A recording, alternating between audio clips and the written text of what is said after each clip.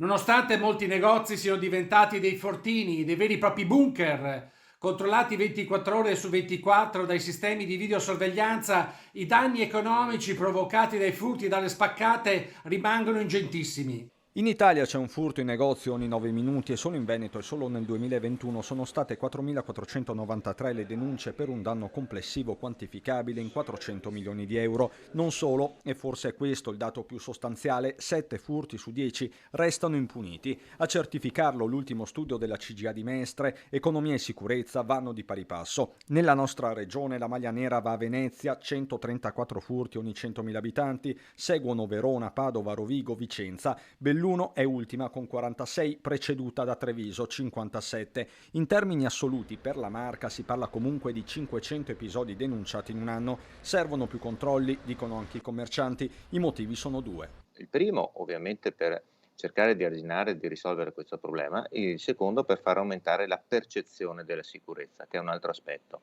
Oggi la gente deve essere più sicura, ma soprattutto deve sentirsi più sicura. C'è anche un aspetto psicologico sul quale dobbiamo lavorare, altrimenti le persone frequentano meno, escono di meno, vivono meno le nostre città.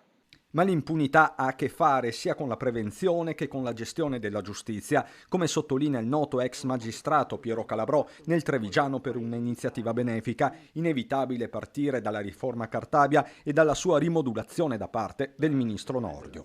Si fanno riforme, poi si fa la riforma della riforma, poi quando cambia la maggioranza non va più bene nemmeno quella. Settori come la giustizia non possono essere stravolti periodicamente in base alle opinioni di questo o di quell'altro partito o di quell'altra maggioranza. Faccio solo un esempio: in Inghilterra, in Francia, in Germania hanno più o meno lo stesso sistema, le stesse leggi, nonostante siano cambiate le maggioranze da 30, 40, 50 anni.